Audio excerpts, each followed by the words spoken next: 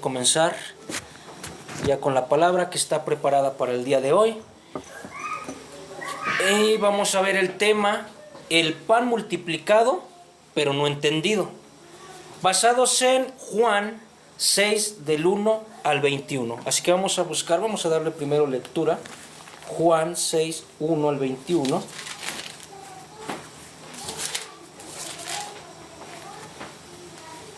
Y le vamos a dar lectura. Hoy se los voy a molestar tantito porque vamos a comenzar ya cada semana, ¿verdad? Hacerlo de diferente manera. Entonces vamos a darle lectura, pero les voy a pedir que nos pongamos de pie, ahí me siguen, ¿verdad? Como reverencia a la palabra de Dios. Amén. Amén. Entonces dice, en el libro de Juan 6, del 1 al 21, vamos a leer. Dice, después de esto Jesús fue al otro lado del mar de Galilea, en el Tiberias, y le seguía gran multitud porque veían las señales que hacían los enfermos. Entonces subió Jesús a un monte y se sentó allí con sus discípulos, y estaba cerca la Pascua, la fiesta de los judíos. Cuando alzó Jesús los ojos y vio que había venido a él gran multitud, dijo a Felipe, ¿de dónde compraremos pan para que coman estos? Pero esto decía para probarle, porque él sabía lo que había de hacer. Felipe le respondió, 200 denarios de pan no bastarían para que cada uno de ellos tomase un poco. Uno de sus discípulos, Andrés, hermano de Simón Pedro, le dijo, aquí está un muchacho que tiene 5 panes de cebada y 2 pececillos más. ¿Qué es esto para tantos? Entonces Jesús dijo, haced recostar la gente. Y había mucha hierba en aquel lugar, y se recostaron como en número de 5,000 varones. Y tomó Jesús aquellos panes, y habiendo dado gracias, les repartió entre los discípulos, y los discípulos entre los que estaban recostados, asimismo de los peces cuanto querían. Y cuando se hubieron saciado, dijo a sus discípulos, recoged los pedazos que sobraron, para que no se pierda nada. Recogieron pues y llenaron 12 cestas de pedazos, que de los 5 panes de cebada sobraron a los que habían comido. Aquellos hombres entonces, viendo la señal que Jesús había hecho, dijeron, este verdaderamente es el profeta que había de venir al mundo. Pero entendiendo Jesús que iban a venir para apoderarse de él y hacerle rey, volvió a retirarse al monte solo. Dice el 16, al anochecer descendieron sus discípulos al mar y entraron en una barca. Iban cruzando el mar hacia Capernaum. Estaba ya oscuro y Jesús no había venido a ellos. Y se levantó el mar con un gran viento que soplaba. Cuando habían remado como 25 o 30 estadios, vieron a Jesús que andaba sobre el mar y se acercaba a la barca y tuvieron miedo. Mas él les dijo, yo soy, no temáis. Ellos entonces con gusto le recibieron en la barca, la cual llegó enseguida a la tierra donde iban. Amén. Padre, en esta mañana te damos gracias por este tiempo que nos permite, Señor, venir a escuchar de tu palabra. Señor, hoy te pedimos que por medio de esta porción, este texto, Señor, de Juan, del 1 al 21, Señor, nos des iluminación, Señor, conocimiento, Padre, para saber y entender qué es lo que tienes preparado para hoy, para cada uno de nosotros. Que esta palabra se vuelva vida en nuestra mente, en nuestro corazón, Señor, y podamos llevarla por obras, Señor, para podernos ser mejor, Señor, y más semejantes, Señor, a ti. Gracias, Señor, por este tiempo. Gracias, Señor, y haz que recibamos la palabra con dicha, Señor, con gozo, y con gozo, Señor, en nuestro corazón. Así te lo pedimos en el nombre de Cristo Jesús. Amén. Ahora sí podemos sentarnos. Aleluya. Para escuchar la palabra. Entonces dice el tema, el pan multiplicado, pero no entendido.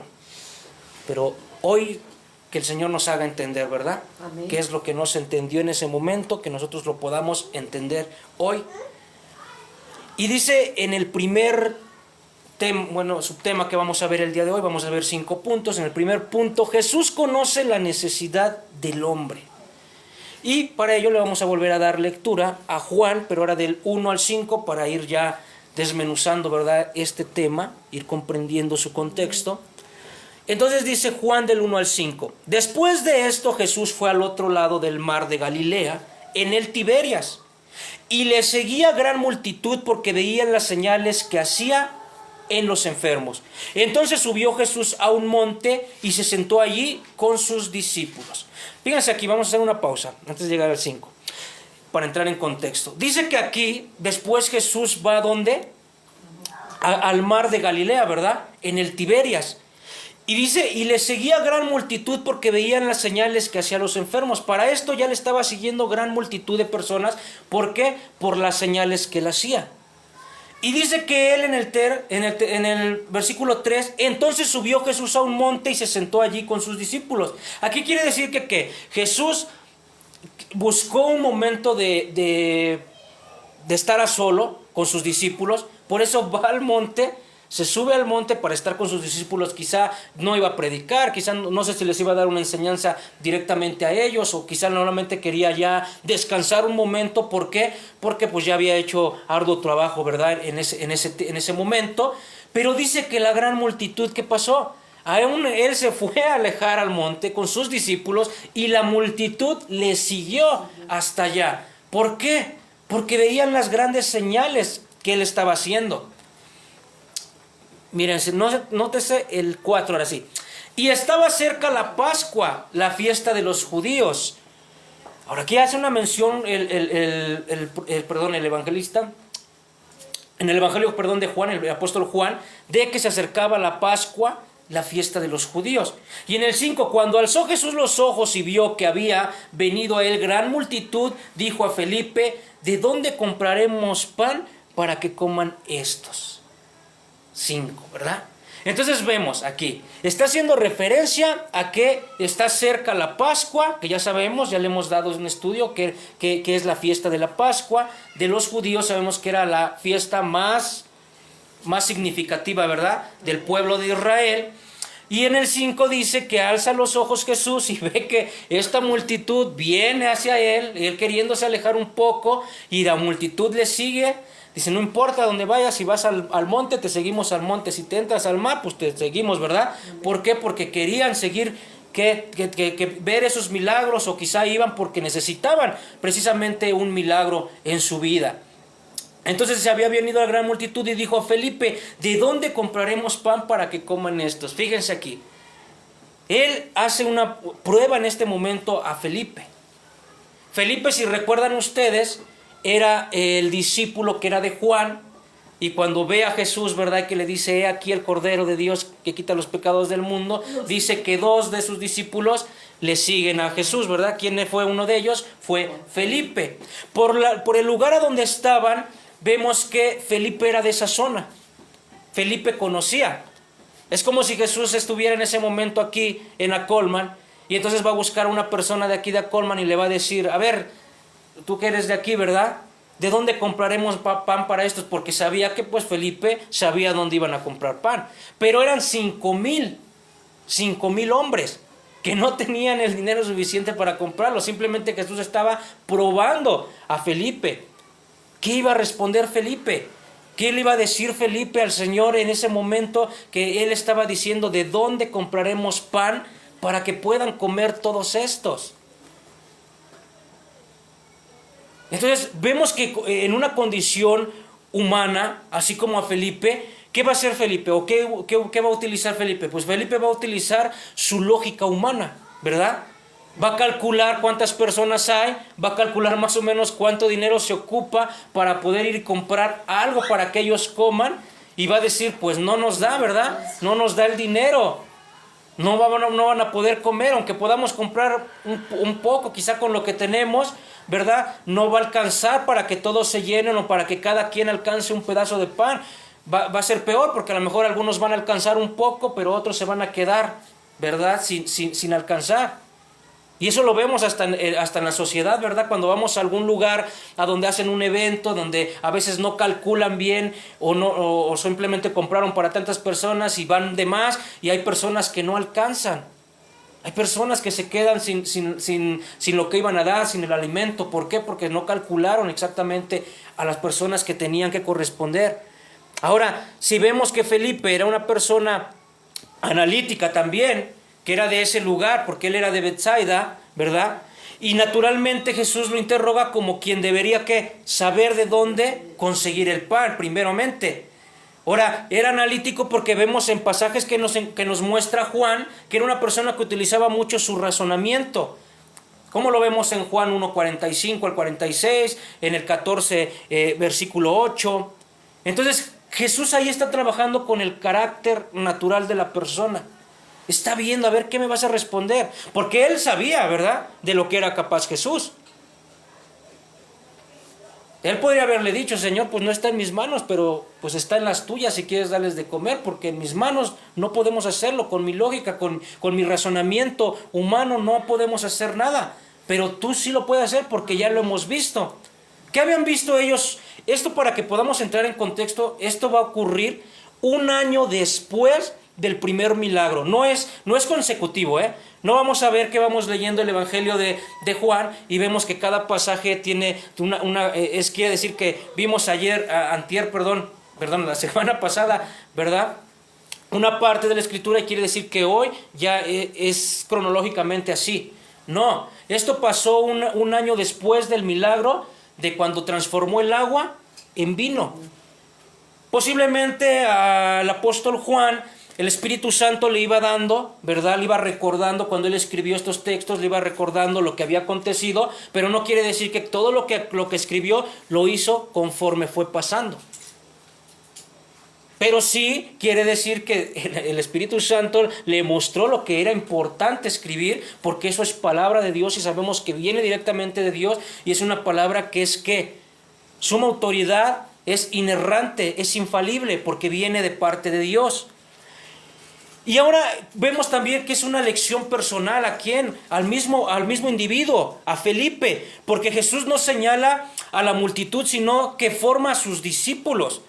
Esta pregunta fue una herramienta de discipulado personalizado. ¿Sí me entiende? ¿Por qué? Porque se lo hizo directamente a uno de sus discípulos. No lo hizo a las demás personas, no preguntó a otra persona, le preguntó directamente a él, probó el corazón de él, porque iba a haber una enseñanza directamente para él y para los 12, y lo vamos a ver más adelante. Pero nótese, miren, lo que dice Mateo el 6 y el 8.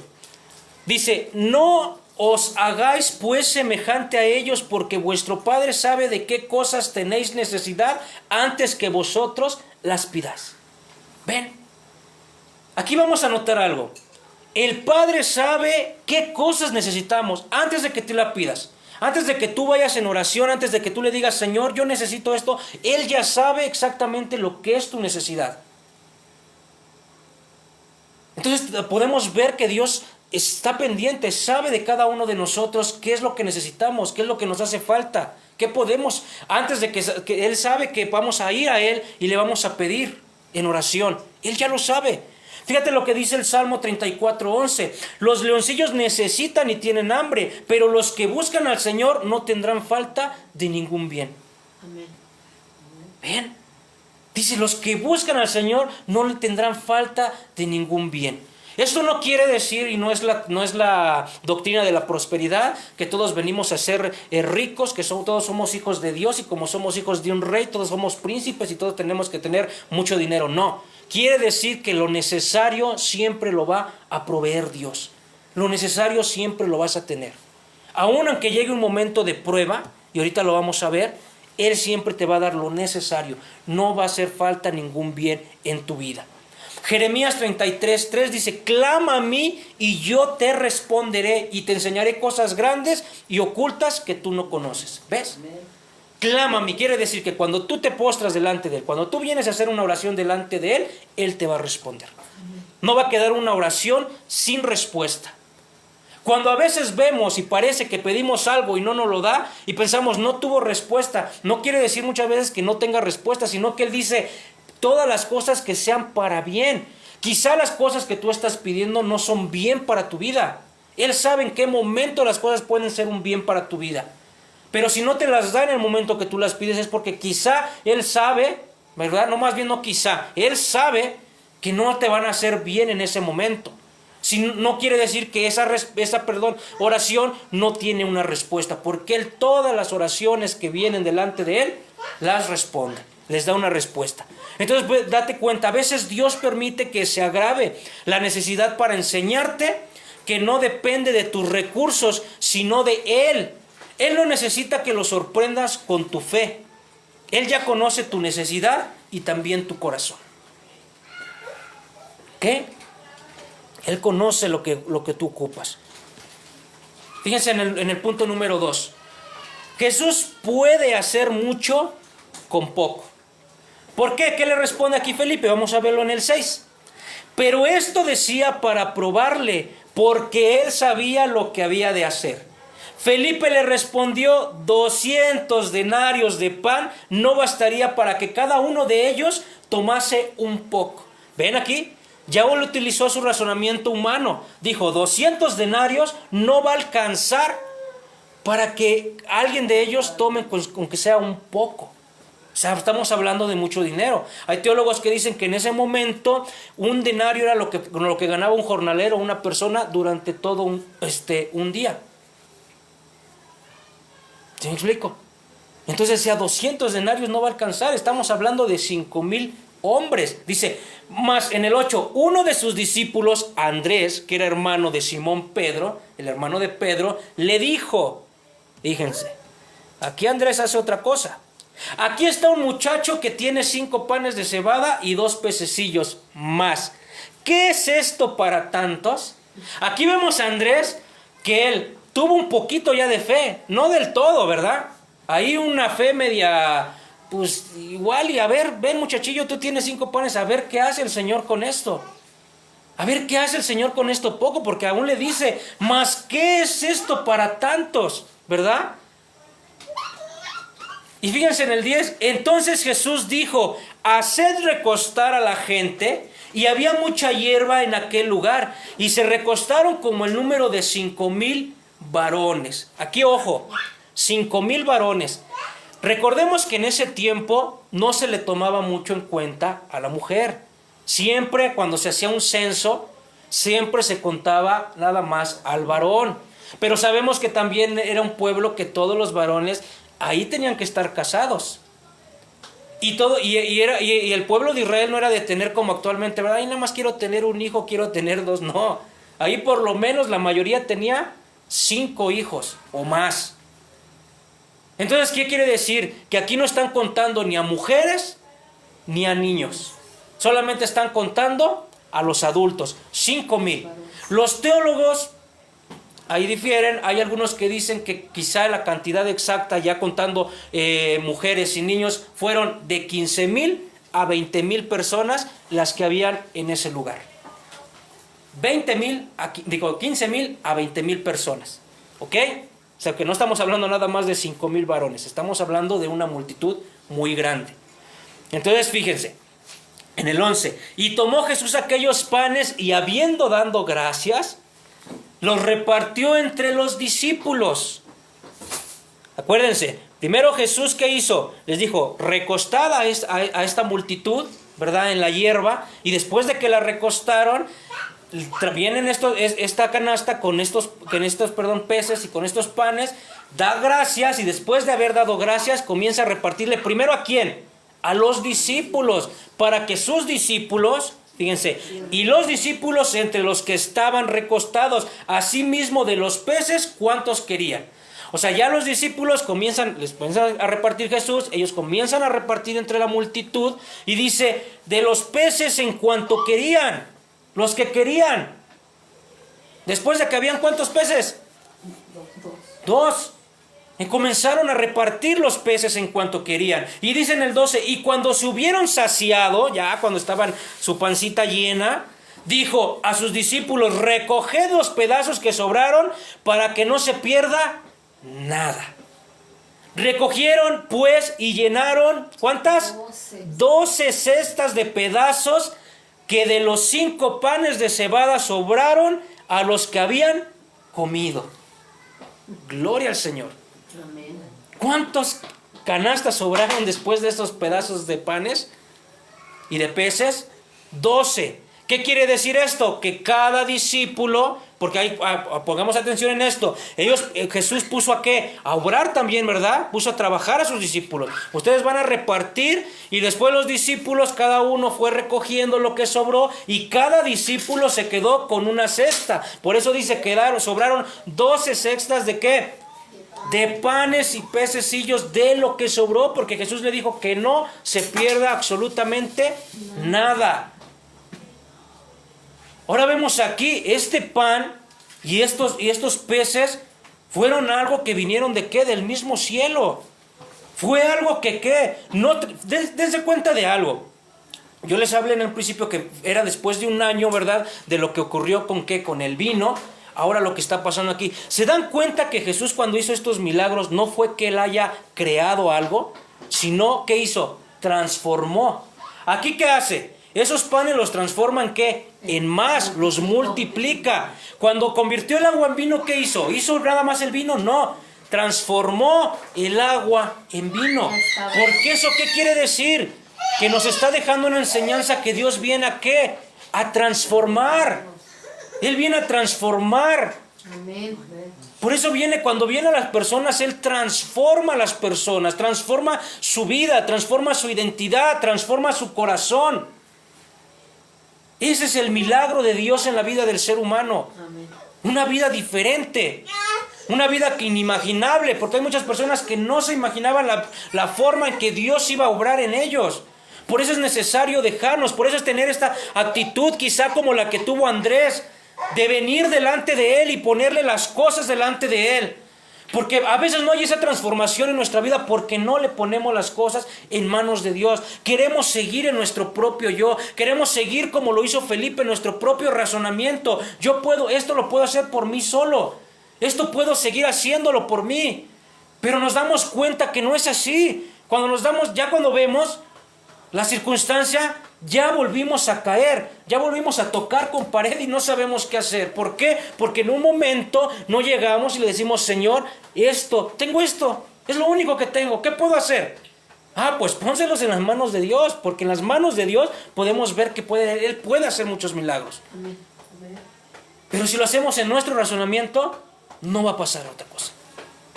Si lo seguimos haciendo en nuestras fuerzas humanas, no va a haber grandes milagros de Dios que podamos nosotros testificar que Dios está haciendo.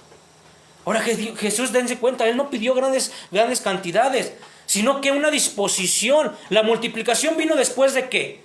Después de la entrega, ¿verdad? De ese muchachito que por ahí, ¿de dónde salió? No sé. Quizá ese muchachito iba a ir a trabajar. Quizás su mamá le puso ahí, como lo hacen, ¿verdad? Cuando va a trabajar, te voy a poner unos panecillos, te voy a poner unos peces para que comas durante el día, ¿verdad? Y sacies esa hambre.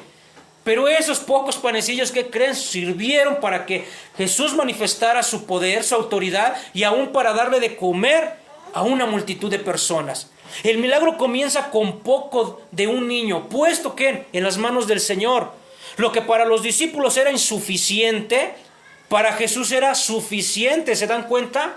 Para ellos era insuficiente, pero para Jesús esto era lo suficiente. Date cuenta que como ser humano, así es nosotros. A veces no queremos venir. Ay, Señor, ¿cómo te voy a traer esas migajas? Para lo que el hombre es insuficiente, para Cristo es suficiente. Amén. No te fijes en eso. ¿Qué pasó con aquella mujer, la que dio todo? La que dio su última moneda, no tenía más. A cualquiera podía decir, ¿cómo das una moneda tan pequeña?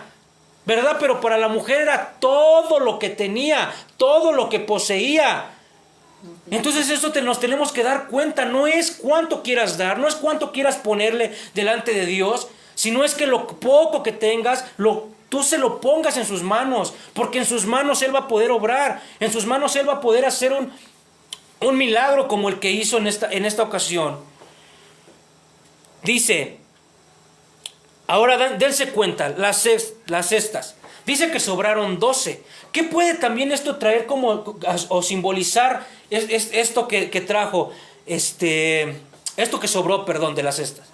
Bueno, pues lo que simboliza también es que, acuérdense, es un número de bendición. ¿Por qué? De perfección. ¿Por qué? Porque fueron 12 tribus de Israel y 12 apóstoles. Entonces dice, Jesús no solo proveyó para la multitud, sino que sobró para cada tribu. Todo el pueblo. La enseñanza es que Cristo no solo suple, sino que sobreabunda. Porque no solamente comieron hasta donde se saciaron y ya. No, sobreabundó, sobró. Todavía hubo algo que recogieron. ¿Quiénes? Los discípulos. Se quedaron todavía con algo. Y ese puede ser también un mensaje para aquel que sirve a Dios. Porque para aquel que sirve a Dios, a veces dice: Señor, no tengo nada, yo te voy a servir. Y hay ocasiones que no te das cuenta, pero Dios hace que todavía te sobre a ti. Por ser un servidor de Él, que todavía tengas abundancia de lo que tú le estás sirviendo a Él. Entonces comprendamos que el venir a Dios, el estar con Dios, es algo que Él va a llevar en nosotros, ¿verdad? Con gracia, para que nosotros aprendamos de Él, pero también para que nosotros no estemos pasando por necesidad, sino que aprendamos a tener lo necesario. No es, les repito, porque este tipo de textos, de temas, cualquiera lo puede utilizar para que, ya ves, ahí dice que entonces trae tus primicias, ¿verdad? Tráeme tu dinero, tráele más, porque entre más dinero le des a Dios, más te va a multiplicar. No, esa es una falsa enseñanza. Aquí no es lo que Dios está diciendo. No está diciendo el Señor que tú le tengas que poner y poner y poner para que Él te bendiga. Sino le está diciendo que todo lo que posees y tienes, se lo pongas en manos de ¿quién? En manos de Él, para que Él pueda obrar en tu vida. Para que entonces después no te estés quejando que me hace falta, que no tengo, que esto, que el otro. ¿Por qué? Porque si no le ponemos las cosas en manos de Él, pues obviamente la calamidad y la frustración va a venir a nuestras vidas. Dice, Él suplió todo. Nadie quedó fuera de esa provisión perfecta de Dios en ese momento. Fíjense lo que dice Romanos 5:20. Donde abundó el pecado, ahora sobreabunda la gracia. Donde abundó el pecado, ahora sobreabunda la gracia. Efesios 3:20 dice: poderoso para hacer todas las cosas mucho más abundante de lo que pedimos y entendemos. Sobre más abundante. Fíjense lo que dice Segunda de Reyes 4:42. Vamos a ver algo similar, pero del Antiguo Testamento. Dice en el 42: vino entonces un hombre de Baal Salisa, el cual trajo un varón de Dios panes de primicias, 20 panes de cebada y trigo, 9 de espiga, y él dijo: da a la gente para que coma. Y respondió su sirviente: ¿cómo pondré esto delante de 100 hombres? Pero él volvió a decir: da a la gente para que coma, porque así ha dicho el Señor: comerán y sobrará. Entonces lo puso delante de ellos y comieron, y les sobró conforme a la palabra del Señor. Amén. Este es un milagro que hizo Dios por medio del profeta Eliseo. Aquí dio de comer ¿a cuántas? A 100 personas. ¿Con cuánto? Con 20 nada más, ¿verdad? Con 20 panes. Dio de comer a 100. Y dice que aún también sobró. Esto era algo que Dios ya había hecho en algún momento con un profeta. Y recuerden que en un estudio que hicimos, también el pueblo de Israel esperaba a un Mesías y también esperaba a un profeta. Por eso, si pusieron atención, y ahorita vamos a llegar ahí, también dicen: este es el profeta que el pueblo de Israel estaba esperando. Cuando vieron eso que hizo, ¿verdad? Porque aquí no fueron nada más a 100 personas, estamos hablando, ya les dije, de entre 15 a 20 mil personas. Dijeron: este es el profeta, porque vieron eso que hizo, que ya en algún momento ya había un antecedente que Dios ya lo había hecho con su pueblo. Pero aquí Jesús lo hace de una manera sobrenatural, ¿verdad? De una manera sorprendente, más que en ese momento. Entonces por eso ahí la gente comienza a decir: este es el profeta. Dios no necesita, escuchen, de tu abundancia, no necesita de tu entrega. No digas es muy poco, si aún lo que has puesto en las manos de Él, que todo lo multiplica, lo poco en Dios es mucho. Comprendamos eso, lo poco en Dios es mucho. Ahora, si Jesús está repitiendo, vemos aquí, Jesús repite el milagro que hizo con Eliseo, ¿verdad? Pero lo supera, porque Eliseo alimentó, ya les dije, a 100 con 20 panes. Jesús alimentó a más de 5,000 con solo 5 panes y 2 peces. Esto demuestra que Él es mayor que los profetas, que el tiempo mesiánico ha llegado y que el milagro apunta a una verdad más profunda. Jesús mismo es el pan de vida que da provisión eterna. Y eso lo vamos a ver en los temas que están más adelante. En este capítulo vamos a ver cómo Jesús es ese mismo y ese propio pan de vida eterna. Pero vamos paso por paso. Pero dense cuenta cómo Él hizo algo más sorprendente. Ahora, punto número 3. Muchos querían a Jesús, pero no por la razón, pero por las razones equivocadas. ¿Sí? Muchos se acercaban, pero no era por las razones, ¿verdad?, que Jesús quería que se acercaran las personas. Vamos a darle lectura de Juan 6, del 14 al 15. Aquellos hombres entonces, viendo la señal que Jesús había hecho, dijeron: este verdaderamente es ¿quién? El profeta que había de venir al mundo. Pero entendiendo Jesús que iban a venir para apoderarse de él y hacerle rey, volvió a retirarse al monte solo. ¿Ven cómo luego ellos entendieron y dijeron: este es el profeta que había de venir, este es el Mesías? Quizá a lo mejor para algunos era el profeta, para algunos era el Mesías, porque recuerden que ellos estaban esperando dos personas diferentes, uno un profeta y uno un Mesías, ¿verdad? Una persona con la autoridad como Moisés o como David, y otro que viniera a ser un profeta como esos grandes profetas que tuvieron en el Antiguo Testamento. Y en el 15, ¿por qué Jesús dice: habían de venir para apoderarse de él y hacerle rey? Volvió a retirarse al monte ya completamente solo. Vamos a entender esto, porque Jesús no vino a cumplir las expectativas humanas del Mesías político que la multitud estaba esperando. El Mesías como ¿quién? Como un nuevo Moisés o como un nuevo David que les diera pan y libertad de Roma, porque ellos eran lo que estaban esperando en ese momento, ¿verdad? No solamente que les hicieran esos milagros, que les dieran de comer, que tuvieran abundancia, sino que ¿qué? Que tuvieran ese líder político, ese rey que les gobernara. Ellos estaban esperando eso. Y para muchos ya empezaba a ser Jesús. Para muchos ya decían: este es, entonces este vamos a ponerlo rey, porque estamos bajo el sosiego, ¿verdad? ¿De quién? Del Imperio Romano, y este va a ser el que nos va a venir a libertar. Eso era lo que ellos ya estaban esperando. Por eso dice Jesús, cuando Él entendió que ellos ya estaban ahí, porque imagínense, después de ese milagro, ¿ustedes creen que la gente no comenzó a hablar? ¿No se comenzaba a escuchar? Quizá ahí le empezaron a decir que Él era el rey, que Él era el Mesías, que Él tenía que libertar al pueblo. Y ahí fue cuando dijo Jesús: no, espérenme, porque yo no vengo a eso. Entonces, ¿qué hizo Jesús? Se aparta nuevamente al monte solo. Pero Jesús vino a establecer, ¿qué vino a establecer Jesús? Un reino que no era terrenal, sino un reino celestial, a lo que ellos no pudieron entender. Jesús controla el monte y forma de su revelación mesiánica el plan del Padre, incluida la cruz antes de la corona. Por eso se va a Él. Su plan era ¿qué? La cruz. Él venía a cumplir un propósito. Él venía a cumplir la voluntad de Dios, no a hacerse rey. Por eso, si aceptaba ser rey en ese momento, habría que evitado el camino del sufrimiento necesario para la redención del mundo. Entendamos eso. Jesús se pudo haber levantado fácilmente como el Mesías. La gente lo creía. Tenía todo para él poder ser el Mesías, ¿verdad? Porque él lo fue. Él lo fue. Él vino a cumplir todo. En algún momento él pudo haber dicho: ¿saben qué? Si yo soy el Mesías y pónganme como rey. Pero ¿qué pasaba si hacía eso? Si hacía eso, no iba a llegar la redención al mundo. Entendamos. Porque esa no era la voluntad de él. Por eso él trató de rechazar y alejarse de esa. La señal de su verdadera autoridad, Jesús se retira solo al monte, mostrando que no es manipulado por el entusiasmo popular. Él no se deja guiar por eso, ¿sí? No importa que la gente le grite que Él es el Mesías, que Él es el rey de los judíos, o que quieran ya tenerlo como el rey. Él no lo entusiasma eso, porque Él no viene aquí a cumplir la satisfacción, a ser popular, a ser una persona famosa, a ser un rey. Él venía directamente a cumplir otro propósito. Su reinado no depende del voto de la gente ni de un movimiento político, sino del decreto eterno de Dios.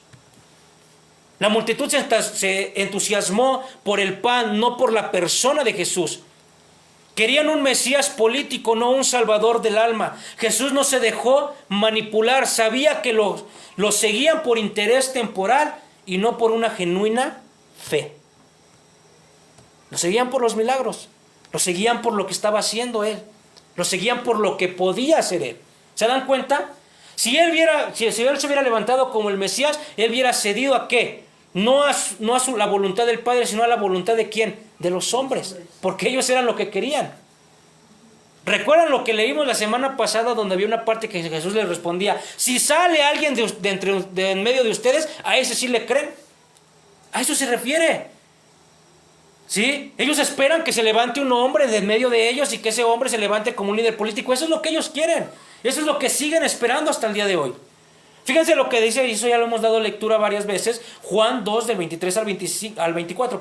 Estando en Jerusalén en la fiesta de la Pascua, muchos creyeron en su nombre, viendo las señales que hacía, pero Jesús mismo no se fiaba de ellos porque conocía a todos. Les conocía los corazones y sabía que ellos solamente le estaban siguiendo. ¿Por qué? Por la manifestación de los milagros, porque las personas iban enfermas.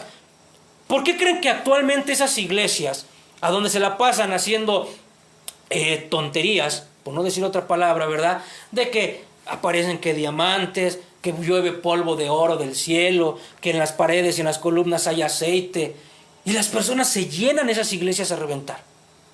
Hacen fila para estar en ese lugar. ¿Porque están buscando a Jesús? No. Porque están buscando ¿qué? Están buscando algo sobrenatural. Están buscando un milagro como lo hacían en ese tiempo. Tenían al Mesías, al que daba palabras de vida, pero no estaban escuchando las palabras de vida de Jesús. Estaban buscando las manifestaciones de Jesús que estaban haciendo. Si Jesús se volviera a levantar hoy, como vino hace más de 2000 años, en esta época, ¿ustedes qué creerían que pasaría? Lo mismo, exactamente lo mismo. La gente lo seguiría por una necesidad, porque necesitan que ser curados, sanados del cáncer, de una diabetes, no sé, ¿verdad? Porque quieren un milagro para su vida y por eso les seguiría nuevamente. Por eso esos lugares se llenan. ¿Por qué? Porque hay manifestación. Yo a veces veo esos videos a donde pasan ese tipo de iglesias, bueno, que yo ni le puedo llamar iglesias. Esos lugares para mí verdaderamente son sectas. ¿Por qué? Porque engañan, manipulan a las personas. Personas que dicen: miren, esta persona hubo un milagro, mira que vino tal día y que yo oré por él y que yo lo toqué y que sanó y que cayó. ¿Y qué tenías? Y pasa una persona con una batita blanca, según un médico, diciendo: sí, mira, esta persona iba con nosotros y tenía un cáncer y que no sé qué. Y cuando vino dice que tú oraste por él y esa persona fue sanada. Yo digo, ¿qué la gente de verdad es tan tonta? Es como si ahorita dijéramos, ¿no? Por ejemplo, aquí que tenemos al hermanito Gerardo, que Dios está haciendo un gran milagro en su vida. ¿Por qué? Porque le ha levantado de algo que tenía. Imagínense que el hermano Gerardo el día de mañana le diga: oiga, doctor, ¿puede ir allá al lugar donde me reúno para que dé testimonio de que estoy siendo sanado? ¿Ustedes creen que su doctor, su especialista, va a venir y se va a prestar para venir y dar un testimonio a un lugar de que verdaderamente está ocurriendo un milagro en él?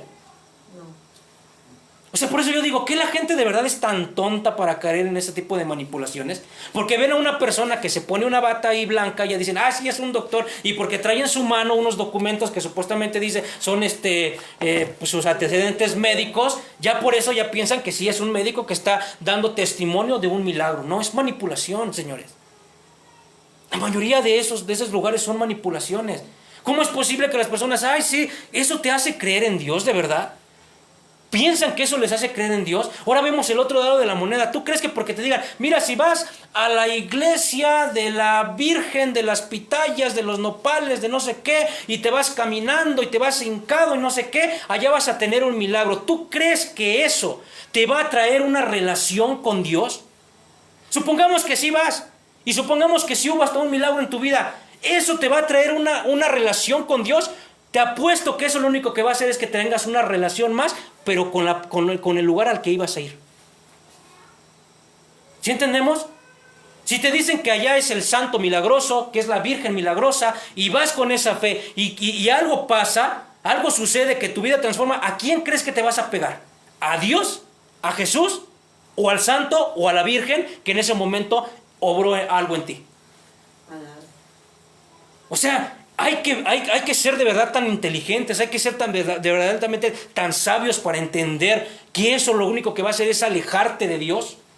Ahora dice en la palabra de Dios, si alguien, aún lo dijo ¿quién? El mismo apóstol Pablo, ¿verdad? Si aún bajara un ángel del cielo y te predicara algo que va o que es diferente al evangelio de Dios, dalo o créelo por anatema, por maldición, por maldito, porque no viene de Dios. Puedes ver algo de luz. Satanás se viste de ángel de luz.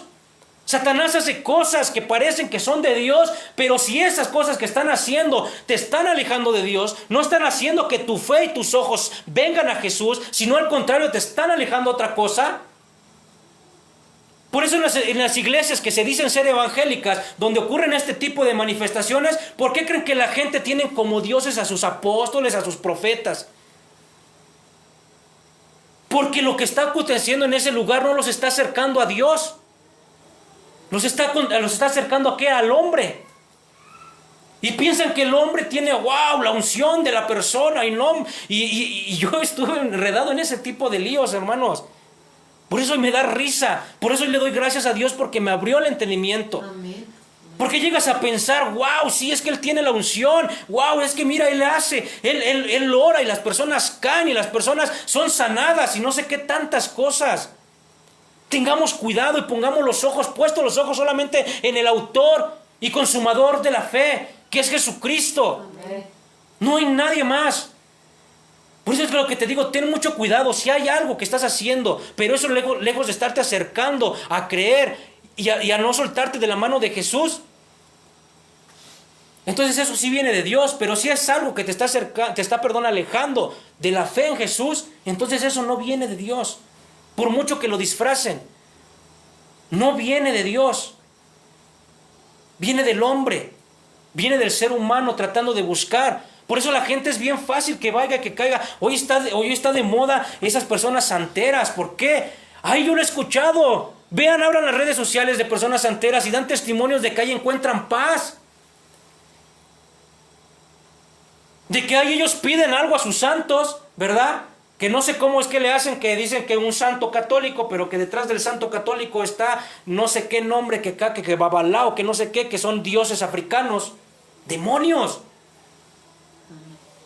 Entendamos qué es lo que sucede. La Santa Muerte, ¿verdad? Y ahí está la gente creyéndoles y hay testimonios, no, y me iba a pasar algo. Yo vi cómo la Santa Muerte estaba detrás de mí, protegiéndome para que no me pasara. Y traigo mis cadenas y el muerto me defiende y el muerto me cuida. Y traigo esto y traigo el otro. Vean cómo es una guerra espiritual. Vean cómo el enemigo se disfraza y hace a la gente creer que encuentra paz. Ahora eso de la ayahuasca, una droga. Y las personas literalmente dicen que cuando prueban y van a una cosa de eso de la ayahuasca y tienen ese retiro espiritual, conocen a Dios. Pero no es el Dios verdadero, no es el Dios de la Biblia, es un Dios que se hacen creer en su mente. Vean tanta manipulación que hay y no es del hombre, viene de otra cosa, viene del enemigo que los hace creer que están en un lugar bien. ¿Por qué que la gente cae hasta esa locura de sacrificar niños?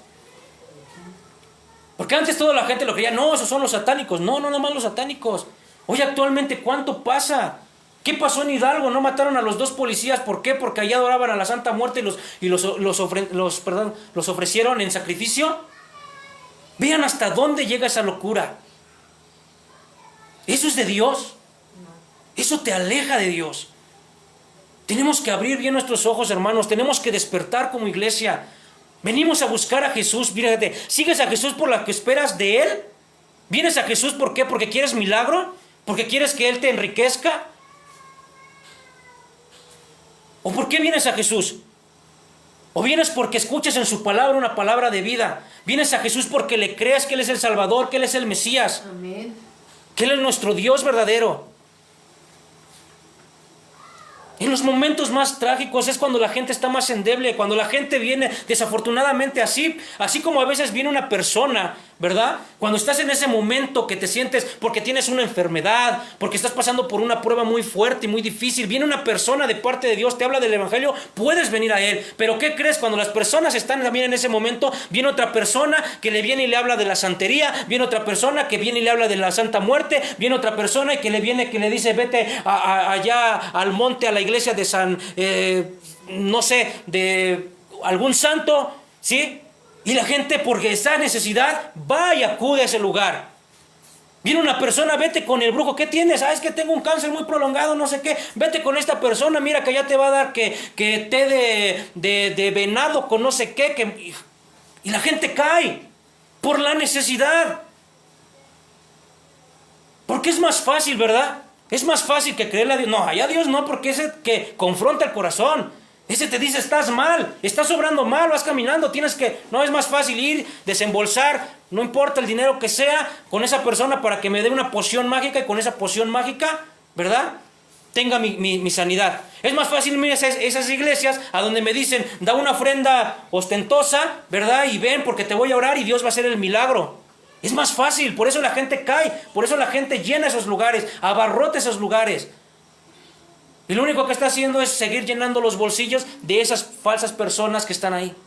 Es lo único que hace. Fíjate en el número 4. Jesús se revela como el Señor que domina el caos. Dice el Juan del 6, del 16 al 20. Al anochecer descendieron sus discípulos al mar y entrando en una barca iban cruzando en el mar hacia Capernaum. Estaba ya oscuro y Jesús no había venido a ellos. Y se levantaba en el mar un gran viento que soplaba. Cuando habían remado como 25 o 30 estadios, vieron a Jesús que andaba sobre el mar y se acercaba a la barca y tuvieron miedo. Aquí vemos, Jesús se alejó, ¿qué? Solo, ¿verdad? Se fue al monte.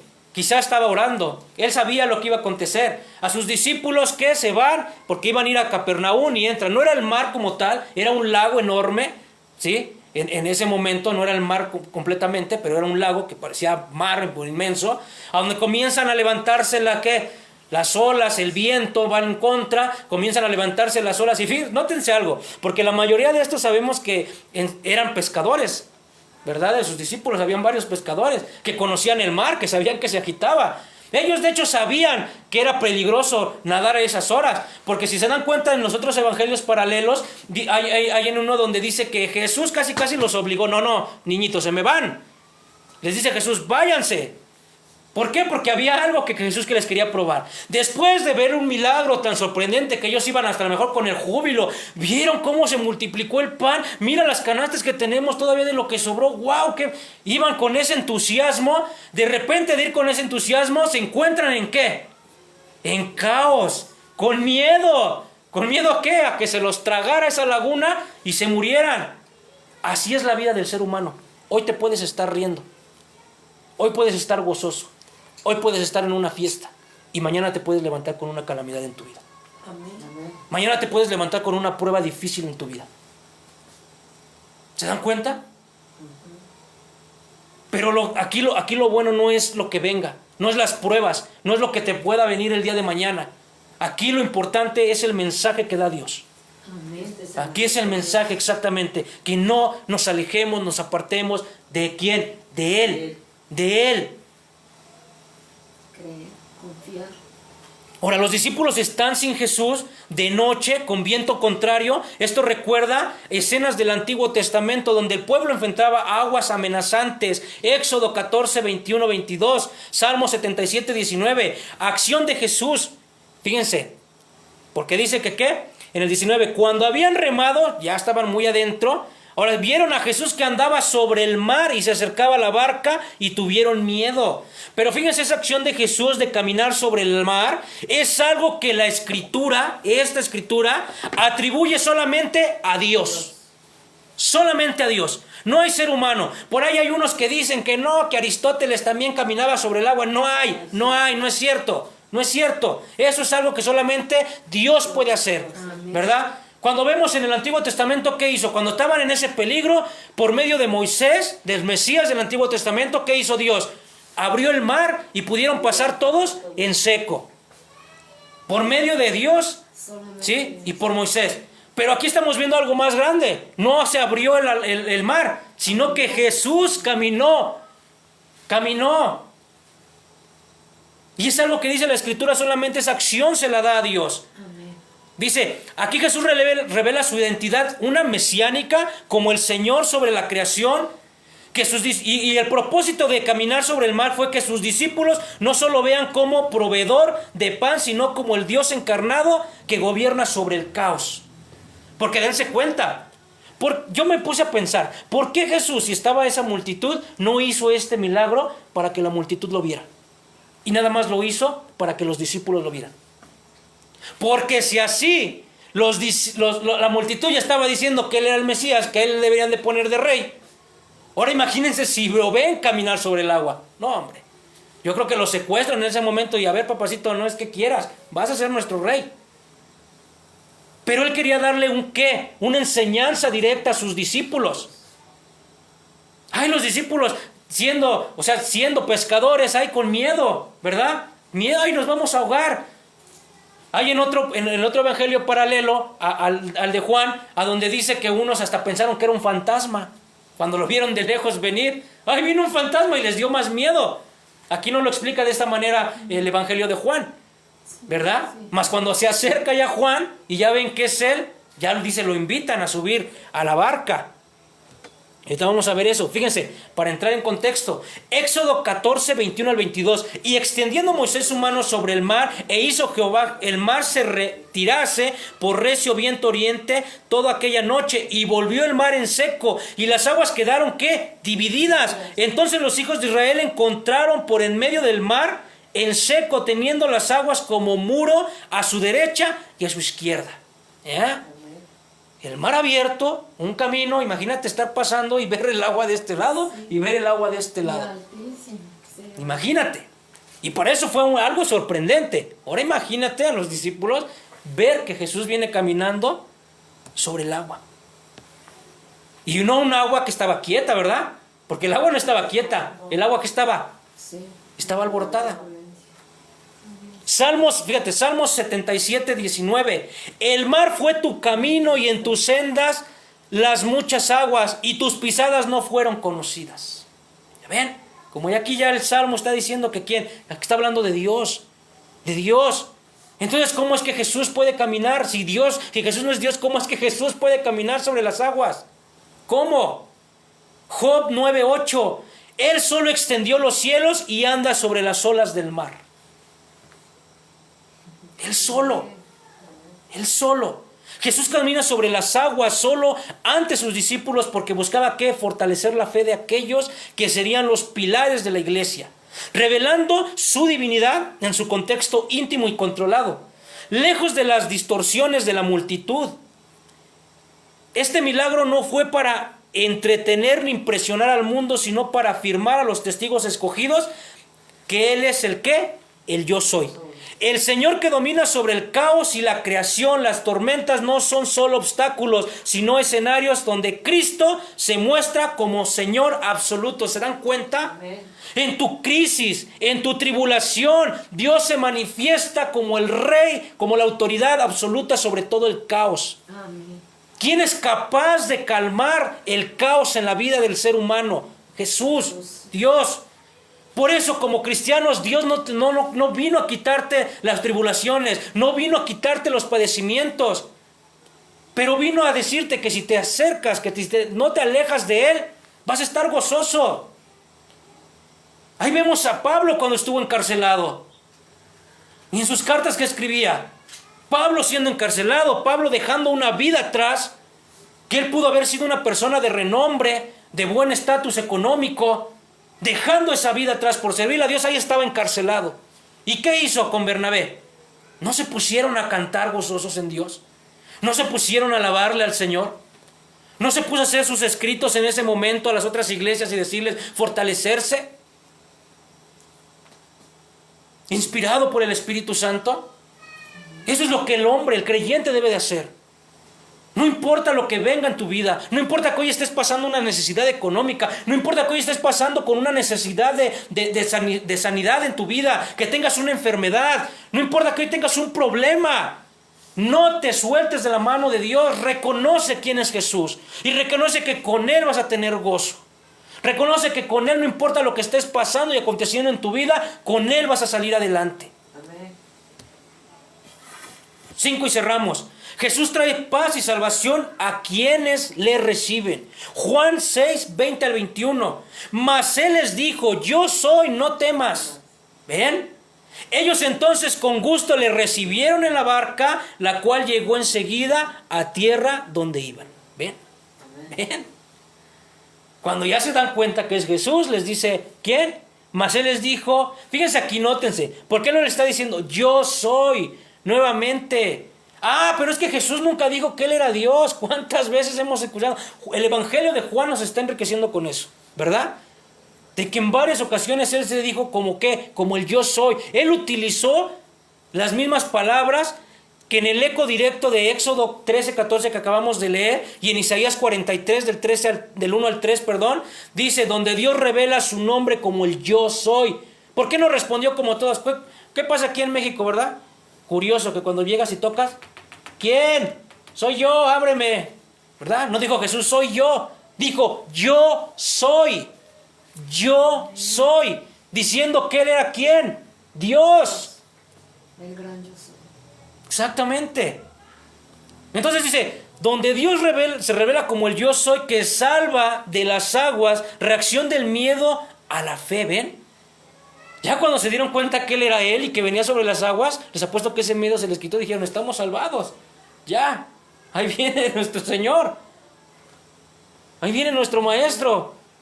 En el 21 pues dice que Sí. ellos con gusto le recibieron. Exactamente, le reciben voluntariamente, resaltando que ¿qué? Llega de inmediato a tierra firme, mostrando que la presencia de Cristo garantiza un destino seguro.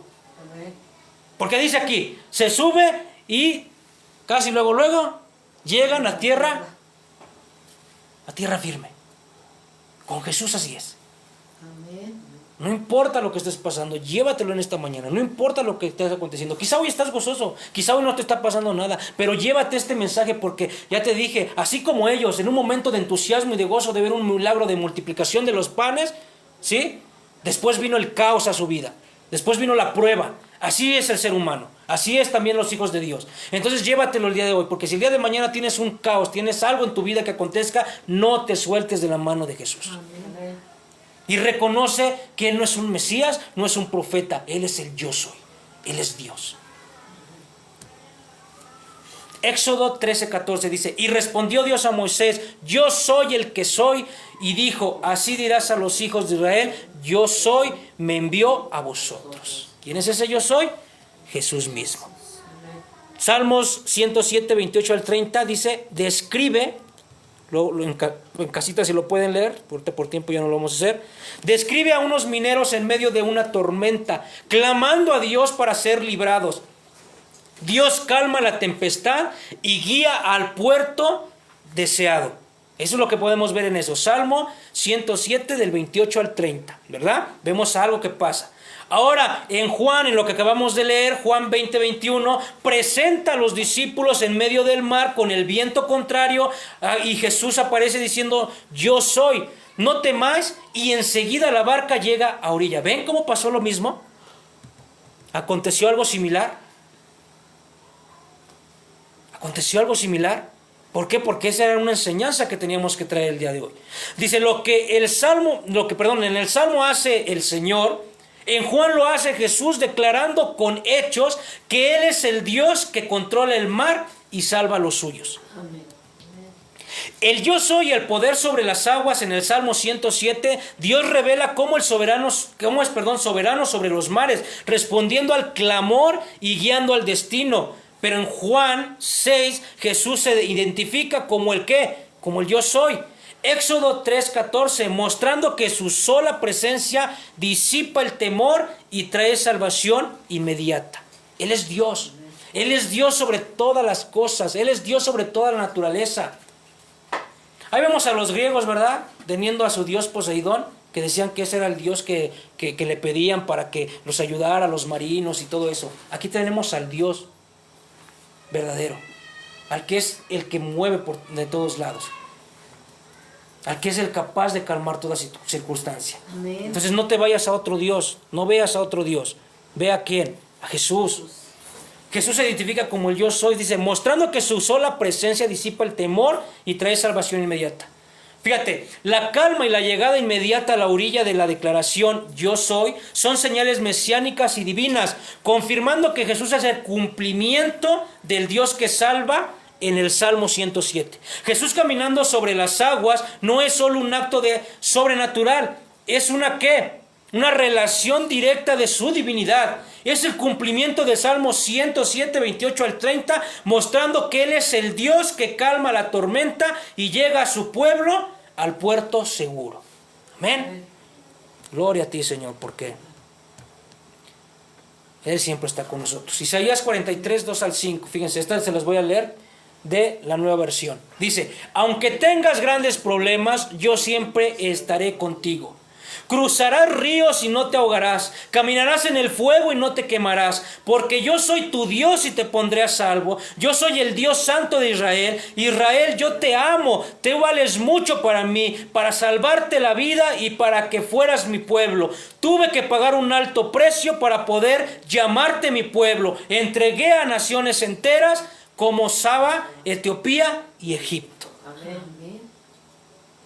La salvación la salvación no es solo ser librado del peligro, sino ser llevado por Cristo hasta el final del viaje. He aquí yo estoy con ustedes, ¿qué dice? Todos los días hasta el fin del mundo. Así que hoy hemos visto cómo Jesús se revela no solo como el proveedor de milagros de pan, sino como el Mesías prometido, el pan vivo que desciende del cielo. Él conoce nuestras necesidades antes de que las expresemos. Multiplica lo poco que entregamos, camina sobre nuestras tormentas y se presenta como el hombre divino, el yo soy. Pero la respuesta que nos queda es esta: ¿venimos a Jesús solo por bendiciones temporales que Él puede darnos o por quien realmente Él es? No basta con recibir el pan físico, porque este se acaba y vuelve al hombre. Jesús ofrece una vida eterna de satisfacción que nunca se agota. Hoy Él te invita a dejar la multitud de la fe superficial y acercarte a Él con sinceridad, reconociendo que solo en Él tienes palabras de vida eterna. Juan 6:68. Recíbelo en tu barca, en medio de tus tormentas, y no temas, porque su presencia asegura que llegarás a puerto seguro. Amén. Y cierro con esta reflexión. Dice, cuando el hombre toca el alma y clama por vida, no solo sacia el trigo ni el pez en la mesa, sino el pan que desciende del cielo eterno, el don del Padre dado a amor y fe. Muchos siguieron solo el milagro y la señal, buscando alimento para el cuerpo pasajero. Pocos entendieron que Jesús es la vida, el verdadero pan que no perece ni mengua. Cuando la tormenta oscura levanta su voz, el mar ruge intentando apagar la fe. No temeré, porque Él es mi pastor y mi rey, caminando sobre las aguas, conmigo hasta el fin. Que mi corazón aprenda no a buscar solo el pan, sino a anhelarle la presencia que calma el temor, y así en Él hallar descanso y esperanza, porque Jesús está a la vida y la eternidad. Amén. Amén. Gloria al Señor. Ponte de pie. Vamos a orar. Vamos a orar. Y vamos a decirle, Jesús, pan vivo que descendiste del cielo, ¿verdad? Señor, enséñanos, Padre, como en ese momento, Señor, es necesario, como a tus hijos le mostraste, Señor, tu grandeza, tu autoridad, tu poder, Señor. Es necesario que así, Señor, a cada uno de nosotros vengas y nos recuerdes, Señor, día con día, porque el enemigo está al acecho, Señor. Para un descuido, para un momento de prueba, Señor, el enemigo desanimar el corazón del hombre, aún, Señor, de los creyentes, aún, Señor, de los que tú escogiste, Señor, desde antes de la fundación de los cielos y de la tierra. Y con ese, Señor, temor, Señor, con esa prueba, Señor, querer lograr, Señor, y hacer, Señor, que ellos se aparten de ti. Mas hoy te pedimos, Señor, que como esa enseñanza que hiciste directa con tus discípulos, nos puedas mostrar, Señor, y nos puedas enseñar, Padre, que tenemos aún, Señor, a ese Dios todopoderoso, aún, Señor, a ese Dios, Señor, que camina, Señor, sobre las vastas aguas, Señor. Ese Padre eterno, Señor, que nos mostraste, Señor, por medio del Hijo, el cual sabemos, Señor, que edifica, Señor, la vida del ser humano, el cual sabemos, Señor, que ahí donde hay caos, Señor, ahí donde hay desesperanza, si hoy uno de tus hijos, Señor, viene con una angustia económica, Señor, si viene con una angustia, Señor, de enfermedad, o con algún desánimo en su vida, Señor, por los acontecimientos que puedan pasar en su familia, en su matrimonio, con sus hijos, Señor, en la sociedad, te pido, Padre eterno, que les recuerdes que tú siempre estás ahí para con ellos. Que siempre está tu mano, Señor, tendida, Señor, y extendida, Señor, a ellos, Padre, para que puedan venir a ti, para que no se alejen, Señor. Que en un momento de tribulación, Señor, ellos tengan un momento de oración, Señor. Que busquen un hermano, Señor, si no pueden orar, para que ore por ellos, Señor. Que pongan una predicación, Señor. Que pongan una Biblia, Señor. Que lean, Señor, la Biblia, Padre, en casa, para que pueda fortalecer su alma, para que pueda fortalecer su espíritu. Padre, te pido por los que están el día de hoy aquí, por los que no han dejado de venir, Señor. Fortalece, Señor, su vida espiritual. Señor, no importa que venga la prueba, yo sé que el día de mañana ellos van a estar dando testimonio de que pasaron por una prueba, de que pasaron por una lucha, Señor, y cómo tu mano de poder estuvo sobre de ellos, Padre. Gracias, Señor, porque a tus hijos tú los sigues guardando. Gracias, Señor, porque a tus hijos, Señor, sigues estando con ellos, Señor, cada día, Señor, de esta vida. Te damos gracias, Señor. En el nombre de Cristo Jesús. Amén. Dios les bendiga a todos los que se conectaron en redes sociales. Nos vemos la próxima.